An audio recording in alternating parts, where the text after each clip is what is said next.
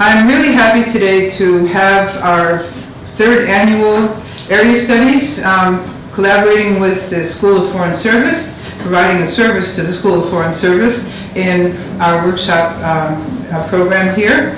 And there has been a collaboration between the School of Foreign Service and the DC Public Schools that got started a couple of years ago. This is why this is the third annual.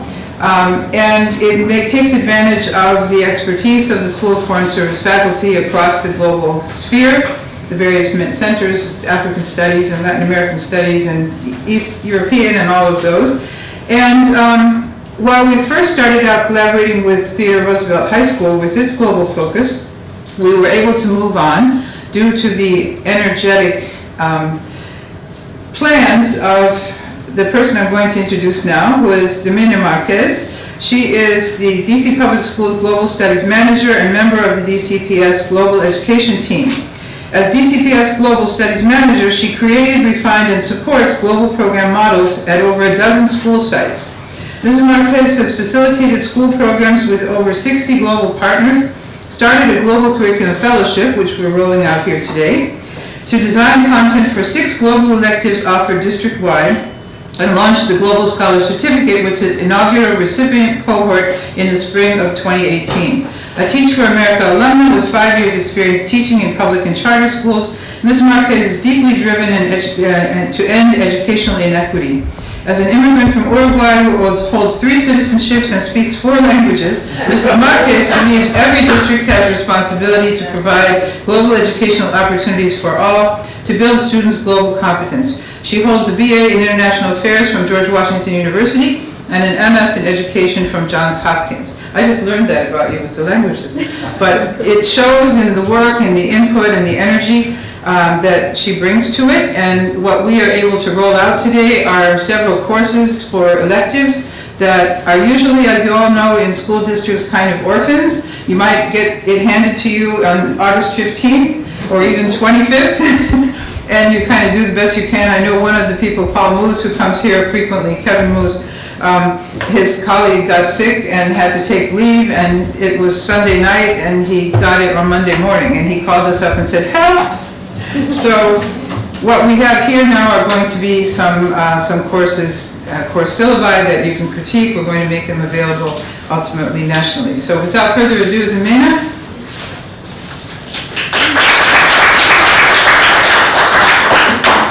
Hi everyone, thank you so much for being here. I'm so pleased to have been working with Susan. I will also be brief and just give you a little bit of context on this project. When I stepped into my current role as Global Studies Manager at DC Public Schools, I came to find out that we had all of these amazing global electives that I had as a student when I was in high school, I would have certainly been thrilled about and have taken all of them.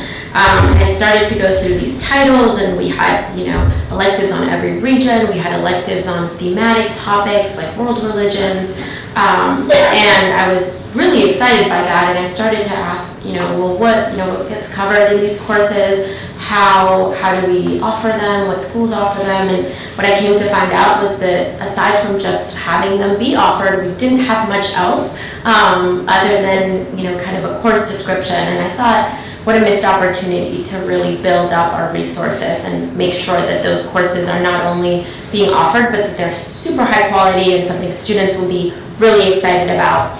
So I went to my director and she said, that sounds great, but we don't have any money.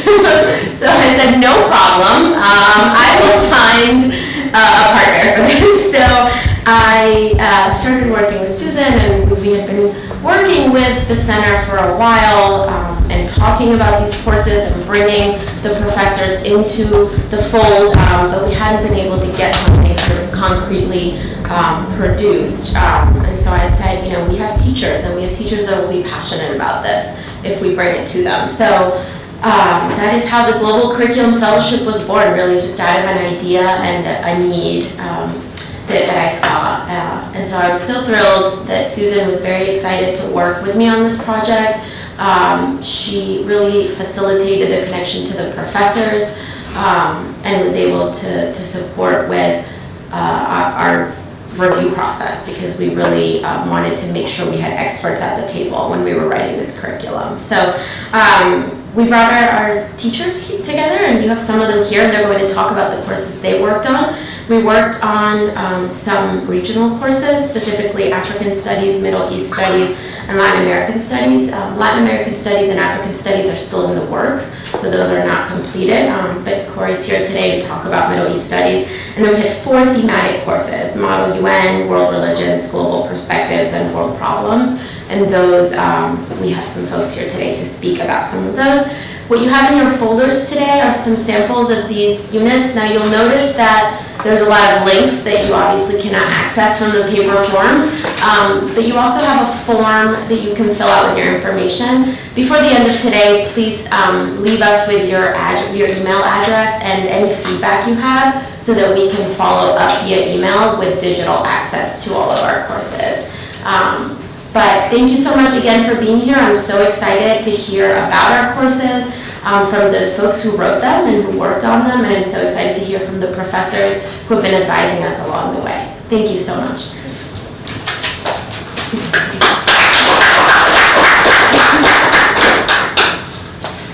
Okay, I'm going to be really, really brief here and introduce Corey Sherman, who appeared on DCPS's doorstep. If you could say 2 or 3 sentences about yourself when you come up here. It was very apparent that he was well equipped to do what is a very difficult course in Middle East Studies, to run through the whole thing in a semester. And he was equal to the task, and we came and spoke early on about it and shared resources and so on. And then when the Global Curriculum Fellowship came up, he already went in with quite a lot of the course, and of course, which was teaching at the same time.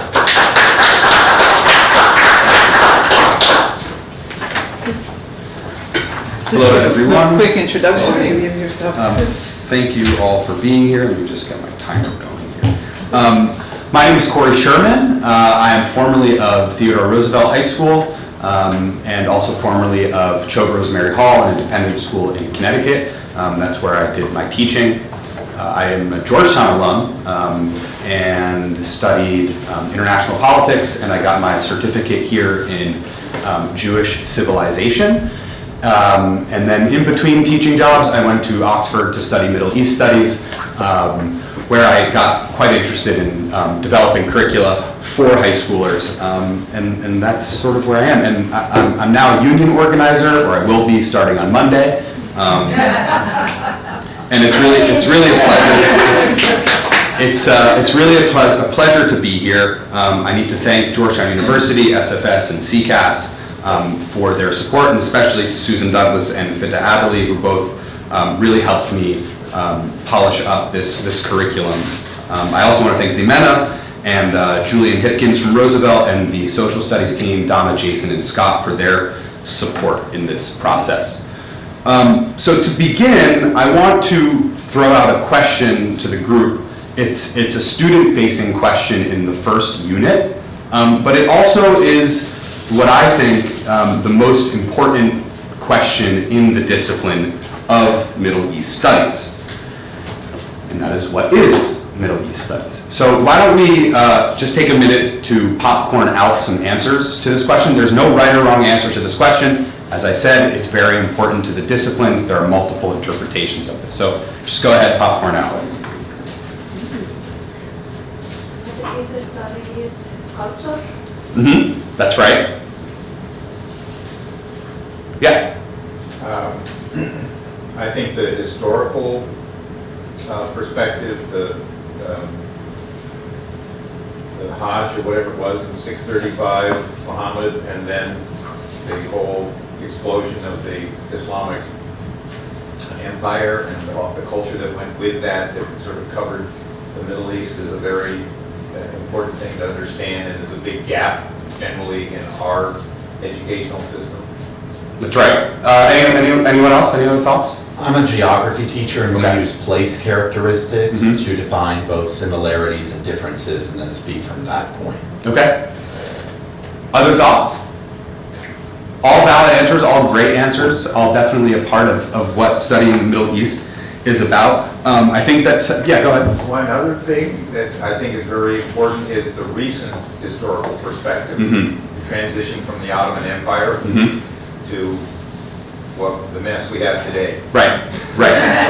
Yeah, I think that sets us up really well to go deeper into this question of what exactly is Middle East studies. So what I'm going to do is I'll start by defining what Middle East studies is not. Middle East studies is not a history of Islam. The reason why it's not a history of Islam is because, well, that would be a global or world history class. Obviously, Islam originated in the Middle East, but it spread to the entire world. I mean, I have this list of locations up here, but really I could have just written the world, right? And the history of Islam would be a very important class for students in DCPS. It would trace the emergence, the spread, and solidification of Islam alongside local political forms. But that's not Middle East studies. Middle East studies is also not modern Middle Eastern history, right? Those are two different terms. We're talking about history versus studies. Again, this would be a very important class. This was the first Middle East related class I took in high school. The bookends are Napoleon's invasion of Egypt and the partition of Palestine. That's 1798 to 1948. And that course really examines the impact of colonialism on the Middle East specifically. It's a history of the Middle East in the so-called modern era. I like to think of Middle East studies as a methodology or as a way of analyzing the world. And what I mean, what it is, the methodology is reflexive. By that it means it interrogates who the speaker is and what interests are being reflected in the act of speech. It's concerned with representation. Specifically, it's concerned with the representation of the Middle East by people who are not indigenous to the Middle East, and how this representation reflects a gap in perception versus reality, so representation from the outside. It's cognizant of multiple literacies. And so if the UN, for example, constantly rates the Middle East as being the lowest in terms of literacy in the world. It always scores very low in traditional measures of literacy. So Middle East studies is critical of these methodologies that decide that Middle Easterners are not literate. And consequently, Middle East studies argues for recognizing multiple literacies. Now, the classic example, it would be someone who knows the Quran by heart but can't write their name, right? Is this person literate or illiterate? That is the question that Middle East studies would ask. And lastly, it's a methodology that is decolonizing. And by that I mean it views as illegitimate foreign domination of any kind. It's a methodology.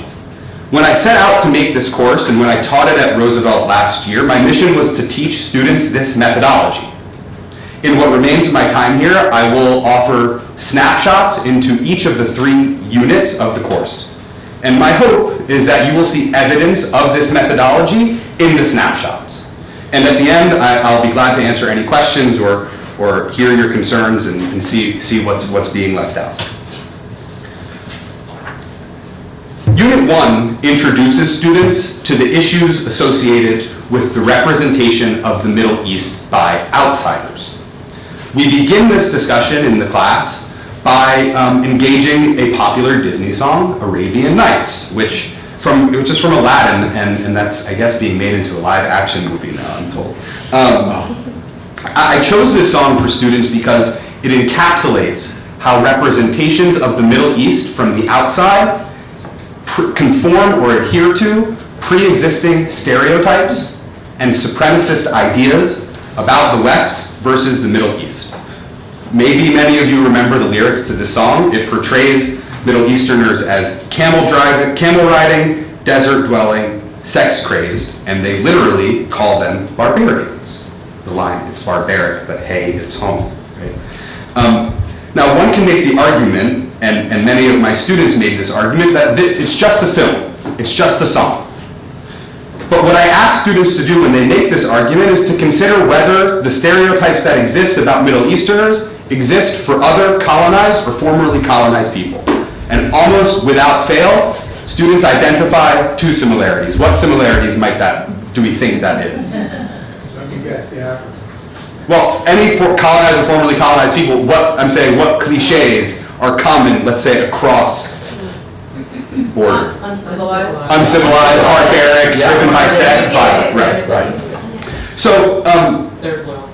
so what this activity does then is it introduces students to a central question of the discipline, what's on the screen now, SQ1, what cliches do outsiders have of the Middle East and why? It gestures towards multiple literacies and entry points by using a song that students know the lyrics to, or may know.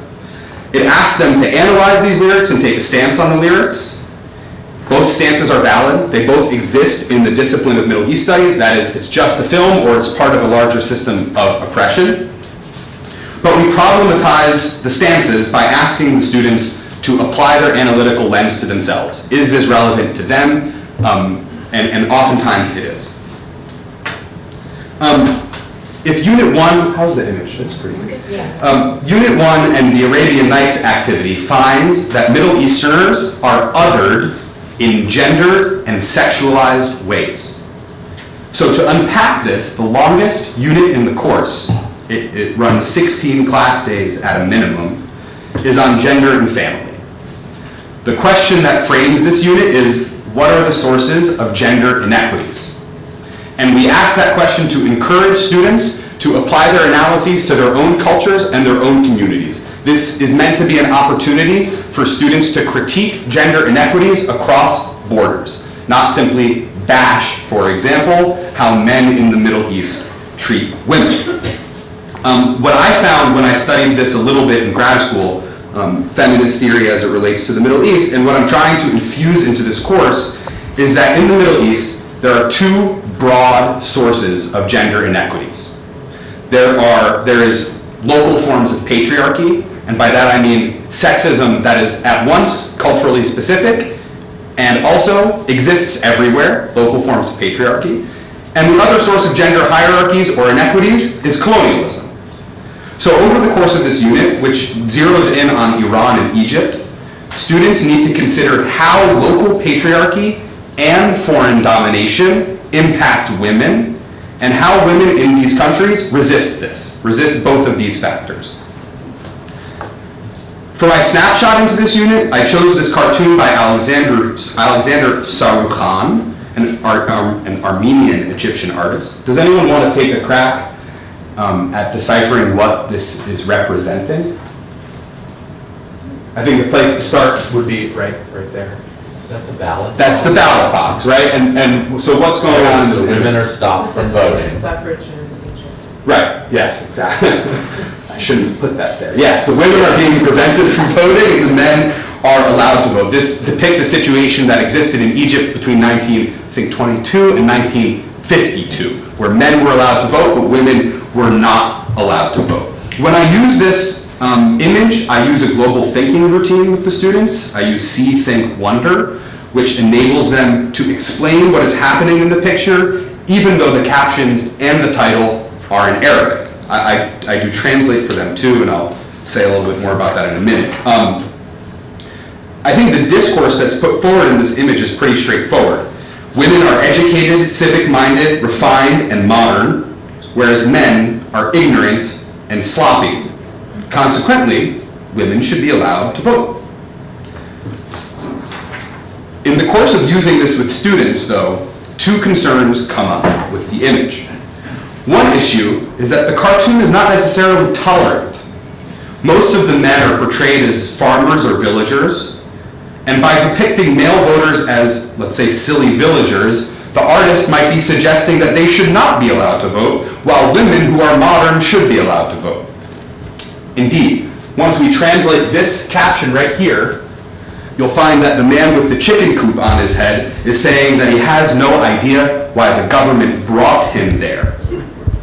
Consequently, the artist's argument can be linked, I think, to the kinds of arguments segregationists and white feminists made at the end of the 19th century and the beginning of the 20th century. that white women, educated, refined, modern, should be allowed to vote, whereas black men should not.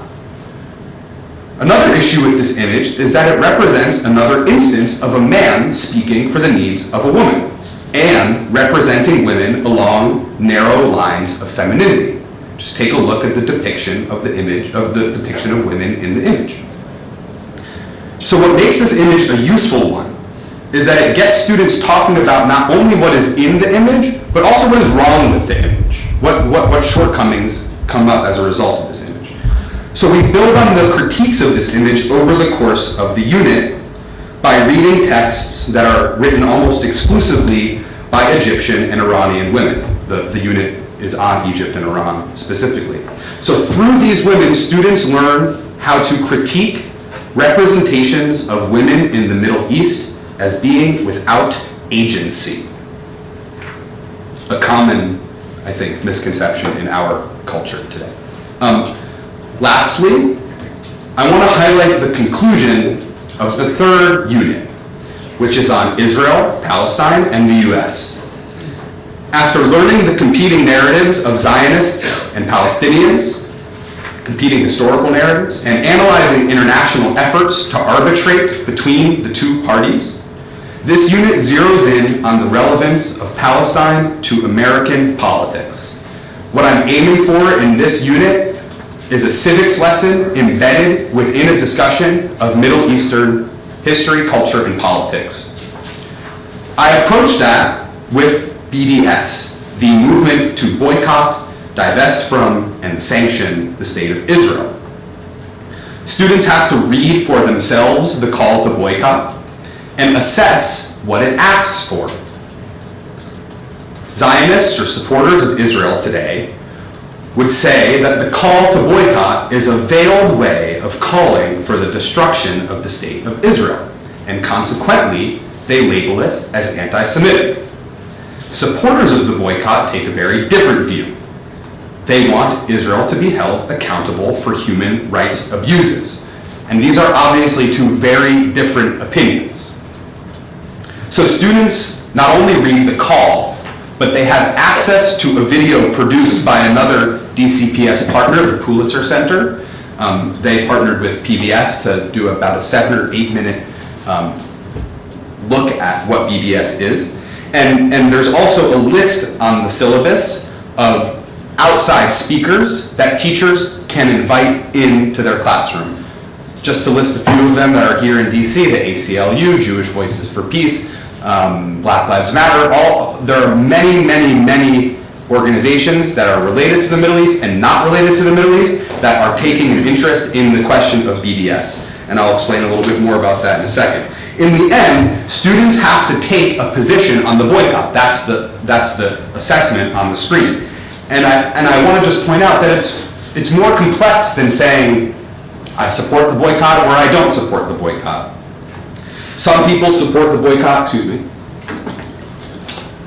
Some people support the boycott because they agree with the premises of the boycott.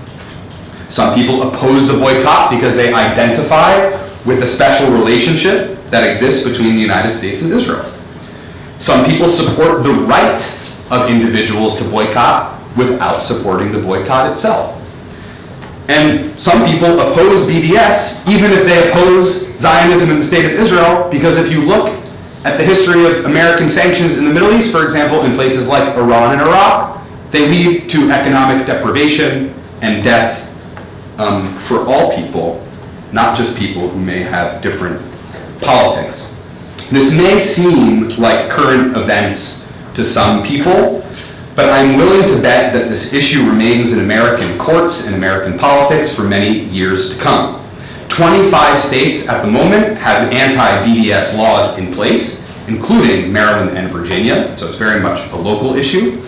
But courts elsewhere have struck down these laws on First Amendment grounds.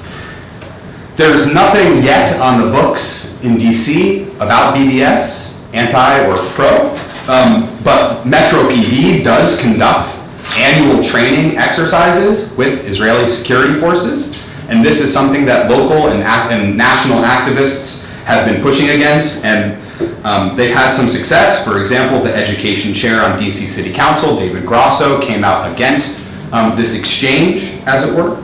At some point, one of these anti-BDS laws will make its way to the Supreme Court. And irrespective of one's stance on the issue, the point here is to enable students to articulate a stance on a very pressing issue of mutual interest to the Middle East and the United States. So that kind of leaves me with questions about the future. I know I defined Middle East studies against these two topics at the beginning of my presentation, but I really believe that these two subjects also need to be taught in DCPS and pretty much all school districts.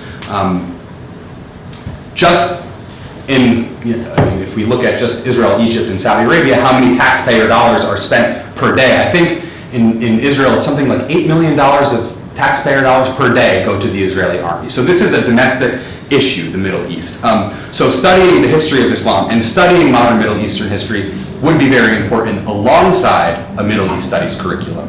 And I think that, combined with language study, could make for a certificate program in Arab or Middle Eastern studies. So thank you all for being here, thank you all for listening, and if there are any questions, I'm here for you. Yes? This was wonderful in terms of demystifying, any, like you said, colonized piece. I was just curious, do we have copies of this that embedded in here? Everything, all the snapshots are from the syllabus. Okay, so, okay. And also just to say, if anyone here is teaching this class and they want to connect with me over email or phone, I'm glad to provide you my contact info and help out in any way I can. Yes? This might be a little bit off-center, but you're talking about, whether you said this or not, I think a lot of people have the perception that Islam is being used for very, blatant sort of political purposes or military purposes and so on, to the extent that people disrespect Islam because they feel like it's being used, sort of weaponized against us. I don't know that people have sufficiently thought about the role of Christianity in the imperialism of the West and the colonialism of the West and what role it played from, when the Portuguese went out in the 1400s, ever since. And, that carried through. It went lockstep with the military and political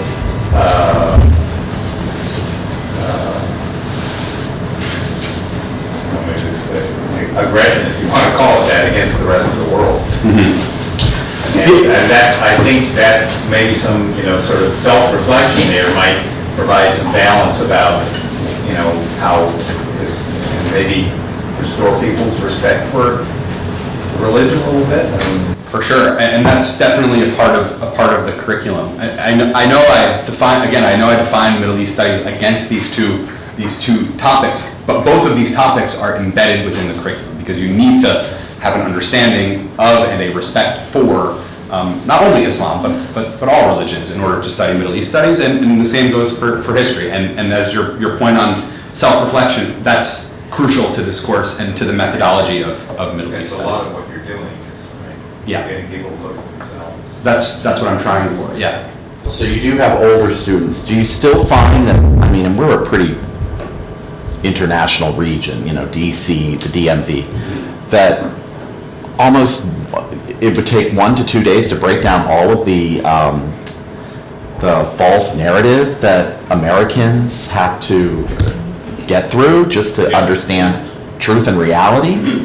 Well, that's how the first 2 units start. The first 2 units start with activities where students are given the opportunity to share their perceptions about the Middle East, false, true, whatever they are. They have an opportunity to share their perceptions, and they're taught that the purpose of the course is to challenge your perceptions. So that's very important to it. Yes? Well, I was just thinking comparisons, times change, people's perceptions change. This is the first year around us, Columbus Day was kind of ignored, except for the Columbus statue in Wilmington. And also the thing about the Civil War monuments has come up. And I think that, in the last couple of years, perceptions there are on a roller coaster ride. Yeah, and I think as long as we give our students opportunities to share their perceptions and challenge their perceptions, then I think we're doing our job as educators. Okay. Thank you. I'd just like to add that it's rather a common question about the title that you chose for this course as a methodology. Middle East has been always associated with religions because this is the place where all the prophets and messengers came across the board from the beginning of man existence to the most recent one, which is Prophet Muhammad. So it's like it's very weaved in the fabric of each individual who lives there, even if they are not from the outside, seem to be not religious, but the idea of when you ask somebody in the street in any place, most of the cities, even if he or she is not Muslim, how are you? They would respond by saying, "Thank God." Right. This is here versus here. They say, "I'm cold." How are you? I'm cold. I'm tired, or I'm hot.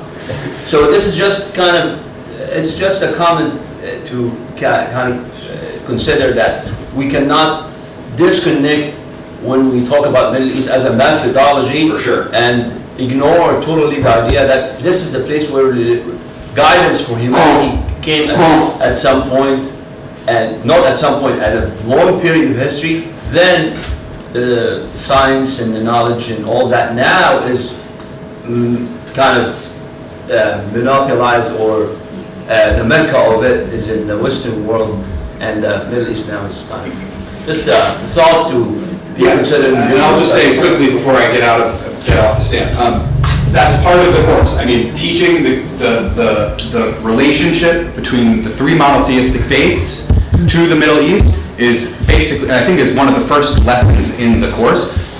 I lived in Palestine and Jordan for a number of years. I totally understand what you're saying, and I tried to work that into the course. Thank you all.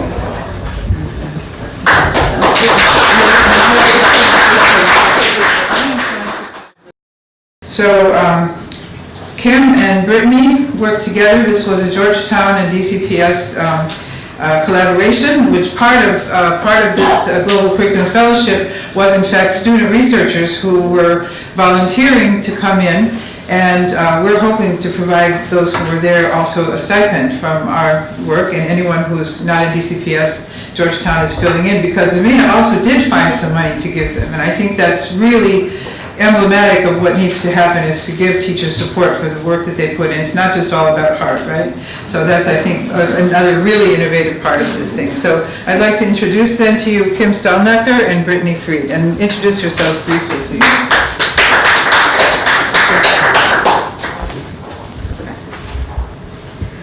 Okay, good morning, everyone.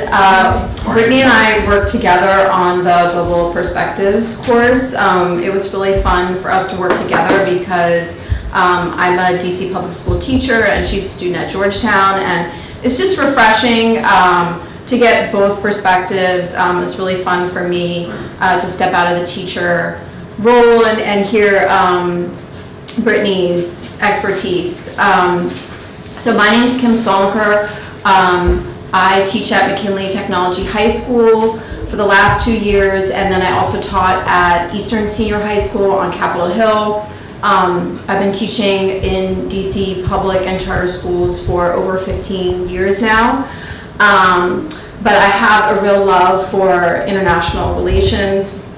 I have a master's degree from the Johns Hopkins University School for Advanced International Studies. So I was always looking for opportunities for a way to kind of meld my love for teaching and working with students and global perspectives. So this was kind of a perfect chance to do that, and really fun to work with Brittany.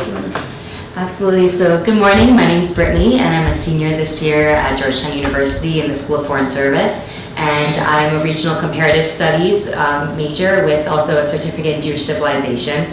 And my interest really is in international and post-conflict education. A lot of that coming from growing up abroad, mostly in Hong Kong and Singapore, so receiving that, having that blessing of an international education, and now figuring out how I can integrate it back home in the United States in such a metropolitan city in the curriculum. So I'm very blessed to have this opportunity to learn.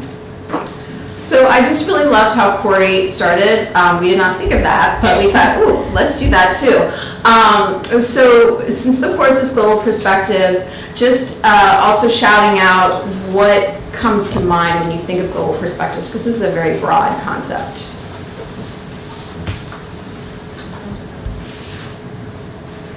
We start with the term globalization and see where the kids are with that. And then that's a good starting spot for them. Yeah, absolutely. Just look at the tag of your clothing.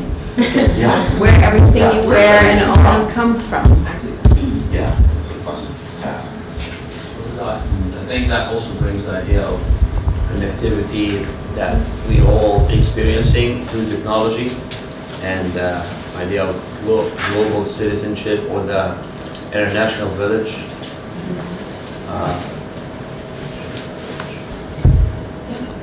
Hi, I teach a course on globalization at George Washington University, in addition to teaching here, and I examine the globalization and the shadowy globalization, the deviant side of it. So I just wanted to bring that. So the one side is the connectivity, the trade, the other communications, but then there's always a shadowy side. So the trafficking, the cartels, and they're also working with the systems that are formal, because you have to launder that money somewhere. And you're, yeah, I mean, it's in the banks, it's in the judges, it's everywhere. Like, and the same thing with just take organ trafficking. You have to do it in regular formalized clinics.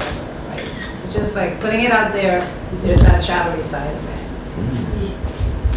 Having a global perspective means to me, or what I associate with that, is having an experience living in another country.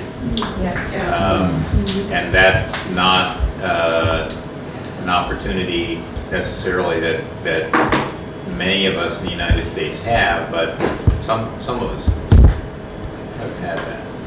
I'm glad you brought that up, because just to plug DC Public Schools a little bit, DC, this is going to be their 4th year doing a fully funded study abroad program for 8th graders and 11th graders. I went on the trips the last 3 summers, and the way the program works is it's focused on students who have never traveled outside of the country, and you get even more of an opportunity if you've never traveled outside of the DMV area. So I've been on many, many trips with students who've never been on a plane before, who've never traveled before.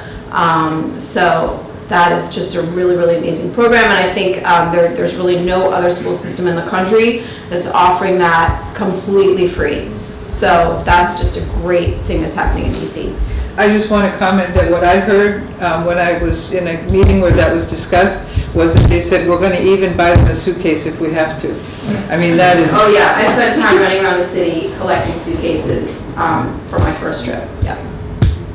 I think points of view from around the globe, and can we chaperone some of your trips? Okay, so what we thought we'd do is actually, we're gonna jump to the end of the course just for a minute, because I think it helps give an overview of what we're thinking for the class. One thing that we always kept in mind is this is an elective course, so we wanted it to be more, we wanted students to connect to it personally. We wanted them to have, of course we want them to have fun in every class, but you know, you can be more free in an elective because they're not very specific standards that you have to hit. So we wanted to give students a chance to kind of connect with it personally and not spend all their time, you know, just reading primary texts and writing essays about those primary texts, which is very important. I do that in all my traditional history classes, but we wanted to open it up to make it a little more interactive. So for the independent study, which is an option for teachers, I think it kind of depends on whether you have time and whether you want to do it. is to think about the question, can you know yourself and walk in someone else's shoes? So what is your own perspective of the world? How other people see that? So I think that was really one thing that we wanted to focus on.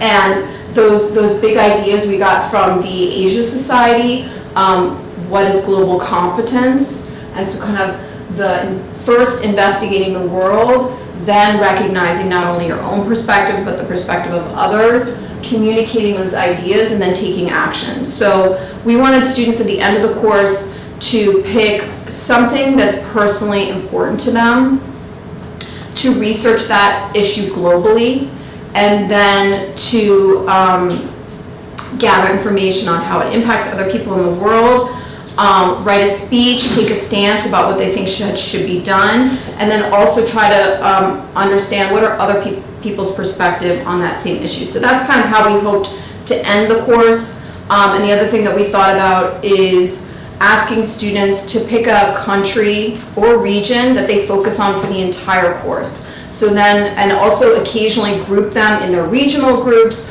or maybe then have them occasionally switch up and work with different regions. So by the end of the course, you're kind of an expert in that one country, in that one region. So the first unit that the students will be starting out with is one on health. And really the primary question of this is, why is health care for all a challenge? You know, we're at a time in the United States where health insurance is a big question, access to health care, and students realize that this is in a greater international question and a dialogue that's happening around the world. And so in choosing a specific country and going through the different assessments, let's say focusing on Nicaragua or focusing on Rwanda, they're able to see what is this country doing with regards to the same questions that we're asking here domestically. And so the primary questions for this unit are really looking at the history, first of all, of medical advances. How have we reached the point where we've reached today, which is the first compelling question. The second question is, why is healthcare a human right? A lot of people understand, you know, I should be able to access a doctor. If I'm sick, I should get medicine. But why is it actually a fundamental human right that every single person in the world is entitled to, as enshrined in the UN and other international documents?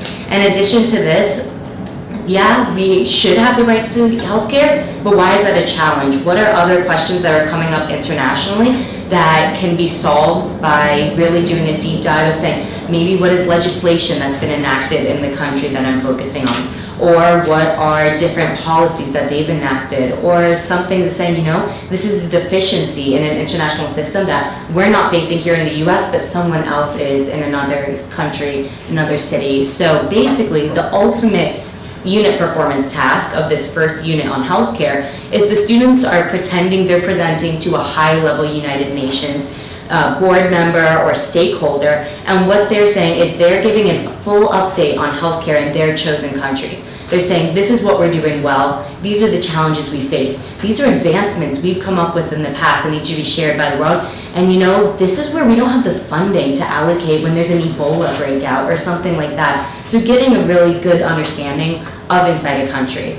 So an example is for the unit launch, of starting to put you into this global perspective of where your country fits in with the rest of them, is doing a gallery walk. And so students will walk around the classroom, and let's say there's images of different healthcare facilities around the world, people getting access to treatment, maybe different forms of doctors that, you know, have very different backgrounds and training from what you may receive here in the United States, and having a discussion on where they think human rights play into these different aspects.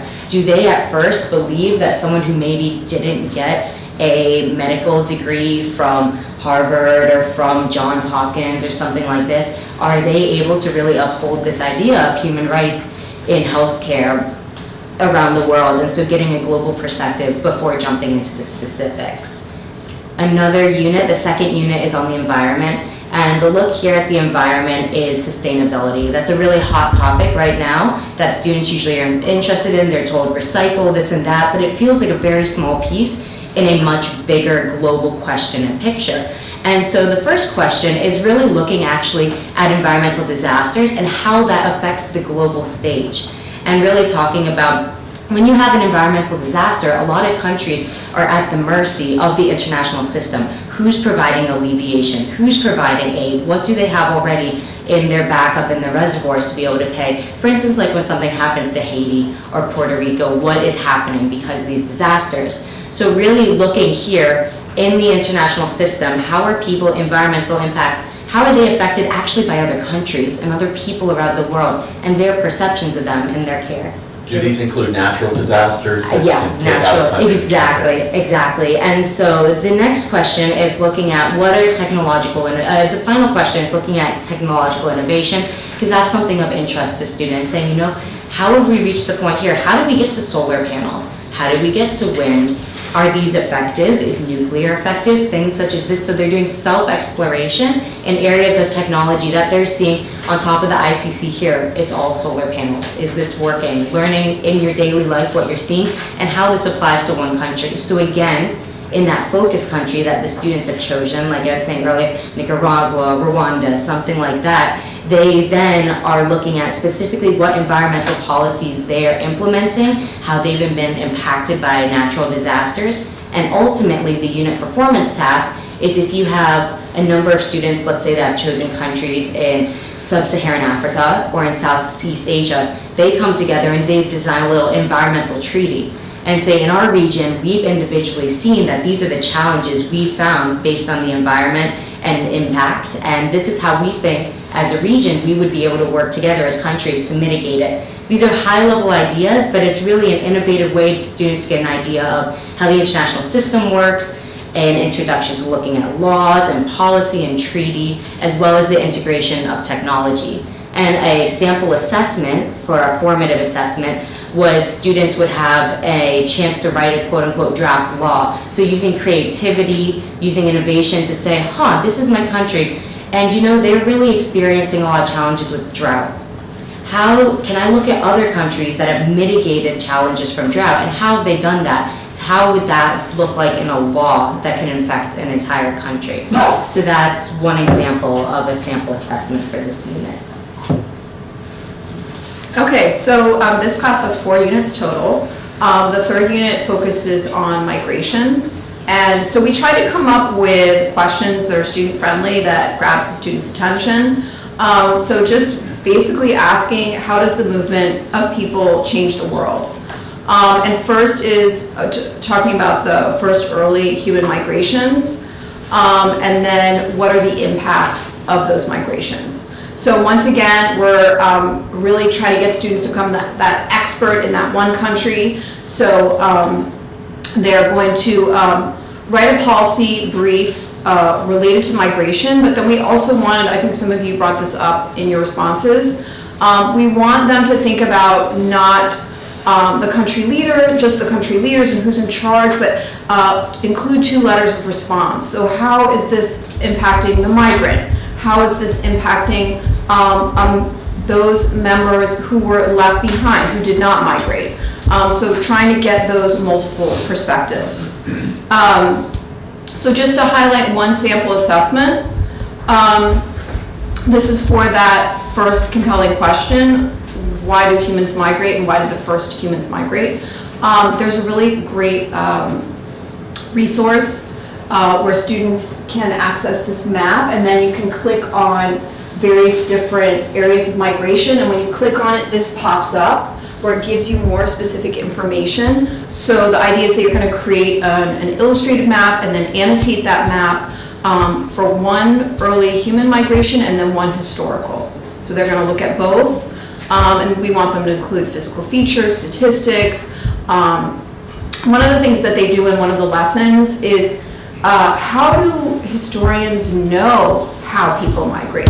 Because students always think that the history teachers are making all this stuff up. I have at least once a quarter, if not more, I have students say, well, how do you really know this is true? Where did you get your information? And they're just, you know, need to be convinced that I don't go home and just, you know, come up with stuff and create a lesson. So there's a lesson in there that actually allows students to research how did they, and this is through, there's a Smithsonian article all about this. You know, how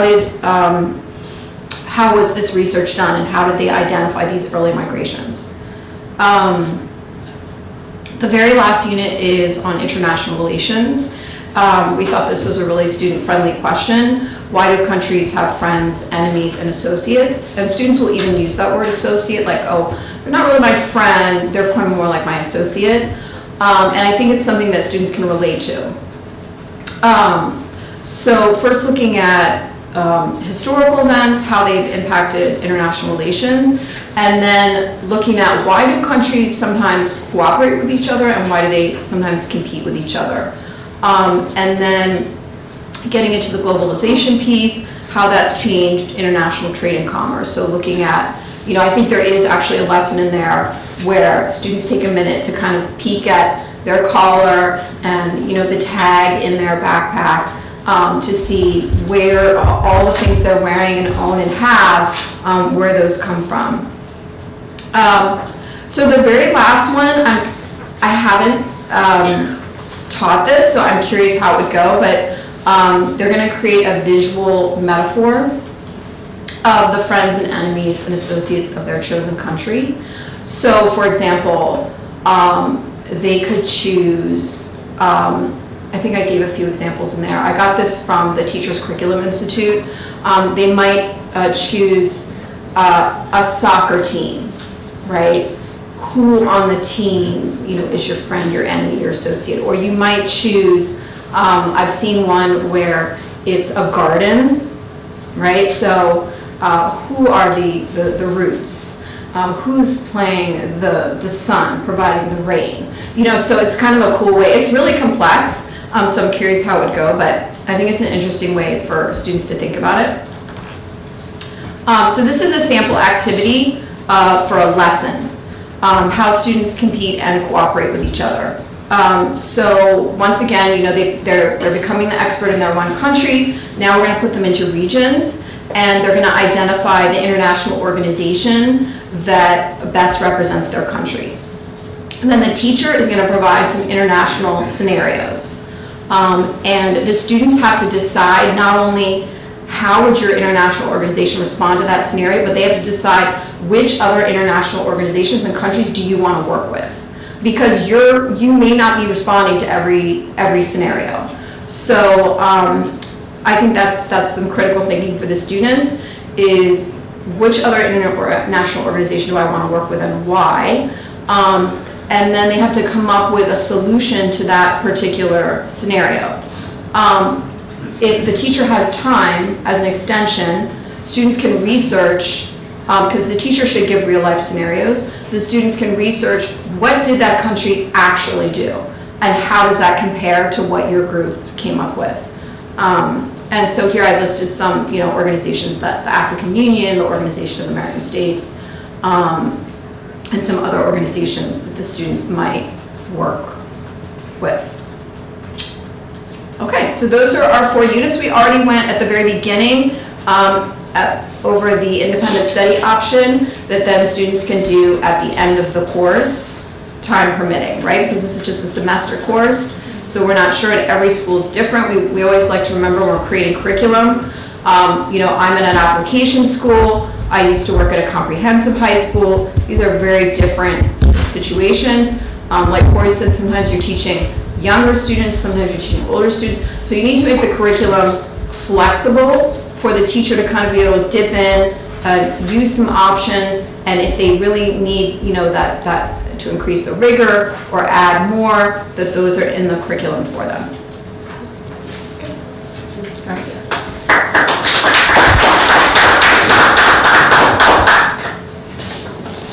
Any questions? So are there some links, I know you have links here to the resources, but is there a link to the lesson itself, or there lesson plans? So the class topic activity is a summary of the lesson, but there is not a full written lesson plan. There are resources provided and the idea for the lesson, but there's not a full written lesson for that. So to speak to that a little bit too, it's difficult to write a fully fleshed lesson plan with kind of every minute detailed out, because as Kim mentioned, every school and every situation will be really different. So I didn't want that, I just wanted to know if there was a text copy. yeah. So we give them the, as you said, the idea and then the resources that they'll use, and then the teachers will kind of position those how is best for their context. One idea that we have in following up as Georgetown is we're going to be creating what we call a rogue website for all of the resources that Education Outreach does, because it doesn't fit very well into the sort of straitjacket of the university website. As you see, they pushed us off onto a menu. So one of the things we hope to do is to create a site where we can post these courses and then invite teachers to contribute the lessons that they've developed across the country. So a great big old collective learning thing. And who knows, if they're very well developed, we might be able to offer, prizes or stipends or, some kind of thing like that. So the idea, because these courses are taught nationwide in very different circumstances, and I think this would be a great contribution of DCPS, which is punching way above its weight, if you ask me. And these, we gave you paper copies so you could easily reference things as they were mentioned, but they will all be live. They're kind of in the final stages of polishing right now, but they'll all be live online on our website, which you have on the inside of your folder, as well as all of our social media. So you have the link there to our website, and that's where you'll find in sometime around November, December, there will be a global curriculum tab on that website, and you'll be able to access these and download them. But if you want access to just these drafts that we have as we have them right now, just leave us your email address and we'll share you on those. Yeah, I just had a thought with Susan. I think you did open up to people who develop these kinds of lessons elsewhere besides here. You're talking about global perspectives. Well, global perspectives. Well, it's the World Wide Web, so Exactly. that'd be great. And there are plenty of international schools out there too that are working in different regions. Exactly.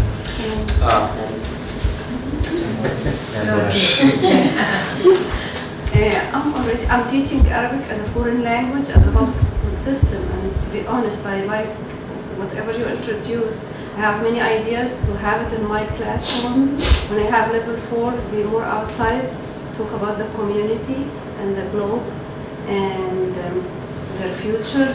So stuff like that. I have, while you are saying many things, good ideas to take it to embed it in a nice way that they can interact with the language and expand their knowledge. So really, this is kind of, for me, this is also global. Yes, again, it's not, I'm trying to kind of form my thoughts around this, but I'll do my best. I wonder if you, in the process of this, if you considered infusing the concept of colonization at some point as a problem that started big around 1700, even around 1400, as Dr. Rubibi mentioned earlier. But it came big. Personally, I feel the impact. Originally, I grew up in Egypt, and they used to teach us what the English people did, and before then, what the French people did in Egypt generally as a country, and then they moved across the northern part of Africa and so forth. And I can see at the present time that people are still kind of losing the self-confidence in their own abilities to a great extent. And we cannot ignore this as we teach our younger young generations about the history of what we did, or what European or some nations in the European continent did to this part of the world. And also, this is not just the end. There are some plans and some thinking at the political level or the decision makers that it's not just the colonization ended. Yes, at the physical, the land kind of stealing or invading, but there's some kind of colonization that's going on, and it's kind of in planning somehow, whether we know it or not, or we feel it or not, but it's there to kind of impact negatively third world country. Till this minute, like I met the other day, an Uber driver, he was from Ivory Coast, and he told me that till this minute, the French people are controlling my country. He didn't say any, I didn't tell him that where I'm from or anything. He just opened up to me and spoke like that. And what are we talking about? We're talking about over 50 years when Ivory Coast took independence from France. Same goes to Algeria. Till this minute, Algeria is kind of, it's a puppet in the hands of the French and so on. It's just to, I'm going to end by saying that we try to be as honest as possible with as we do this job as teachers. And part of this striving is to consider these thoughts. We cannot just act, land is green and we're working to improve the health care. What's going on with the planning and behind the scene for these people? What are we planning for them? I mean, how are they gonna counter these? How are they gonna deal with these problems? I'm just trying to be like a little bit bold in this. And I think it is helpful if the electives are slightly later, because there's a whole unit on imperialism in 10th grade world history too that students take, so they have an entire unit on that. But I think, and maybe it needs to be more deliberate, but so for example, when students are looking at what historical events have impacted the migration of their country, that's of course going to come into play, or how countries, who are their friends, enemies, and associates, those are directly connected. Now, did we do that deliberately? No. So yeah, that's a good point. It's something maybe to point teachers to. Now this can sit some people at some levels, but it has to be told at some point, boldly and clearly. And I'll add that Global Perspectives is actually currently primarily a 9th grade course, so it is intended to be a pretty broad introduction for students who may not even have taken World History 1 yet. So it's a way to give them a chance to kind of dip their feet into this idea of studying the world around them and grappling with these questions. And I think something that Kim and Brittany both really focused on is making the curriculum really, as you said, kind of hands-on and interactive, because the idea of an introductory 9th grade course is to really kind of spark that interest. So we're hoping that they'll take the more advanced Middle East Studies courses and that they're going to start grappling with kind of deeper questions as they go through their high school years, and that this could be kind of an exciting way to get them really excited about it and interested in the topic. So definitely really, really great feedback. And please write all of this feedback down on those forms, because we really want to be able to take them back and act on them. And also to piggyback a little bit on what the gentleman said, we introduced world history, I think, in about 3rd grade. So they do community, the whole 9 yards, so I think 3rd grade.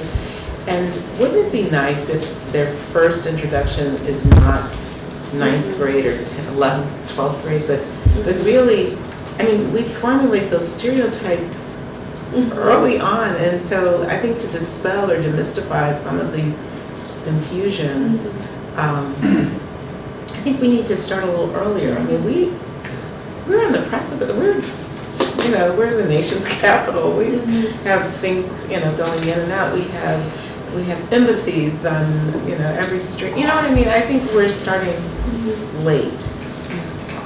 Yeah, the TC does have a great program for middle schoolers where they connect with embassies. Actually, there's a whole embassy program where where the school connects with a specific embassy, and they work all year on different activities together. And those are usually cultural, more cultural things. Because what happens with me is that by the time I get my students, they formulate these really just like, whoa. You know, like even Africans, you know, like African studies, and you're like, so tell me about what you know about Africa. And it's always this kind of, you know, they live in huts. You know what I mean? It's like, how do you demystify? I mean, I think we need to start earlier, I guess it's the problem. Do we have any more time? There were two associations I had. One had to do with, I think you put a performance task or something for your students to look at a migration pattern and to come up with some kind of policy or how they would handle it. And the first thing that popped into my mind was our southern border. You know, and it just seemed like a, you know, no-brainer, a big thing to try to solve, and it's huge. We are, as you know. The other thing is, and maybe I'm just getting on my own soapbox a little bit about this, but I totally agree with the idea that healthcare is a human right. But the other thing, especially in the current political environment that we're in, is I like to make the analogy with a garden. If you water the garden and apply fertilizer and so on, all the plants will grow and you'll get a better crop.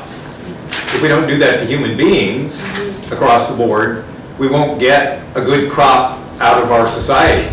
And it's sort of the economic argument. Yes, but if you just stop it like it's a moral imperative, all the people on that side will say, oh, no, this is, you know, we can't just do this because we're, you know, sympathetic and, you know, we're trying to help people out, you know, sort of the bane of the liberals or something. But I don't know, if you say that this is just a practical thing, and maybe this is beyond the scope of your course. I mean, you're reflecting what's out there in terms of leading ideas, but I would just like to see more people talk about healthcare in terms of what it's going to do for human societies and for our whole world if we take care of people and, you know, nurse all of them to their maximum potential. Anyways, so off my soapbox. You can make the same, I think, to the sustainability units, make that same connection with the recent Nobel being given out for that economic theory on. So all of those connections, I think, would also apply to that side of it as well, the practicality in terms of the environment and taxing carbon dioxide. So yeah, I think that those are really important feedback that we can connect. Thank you. Okay, well, thank you very much.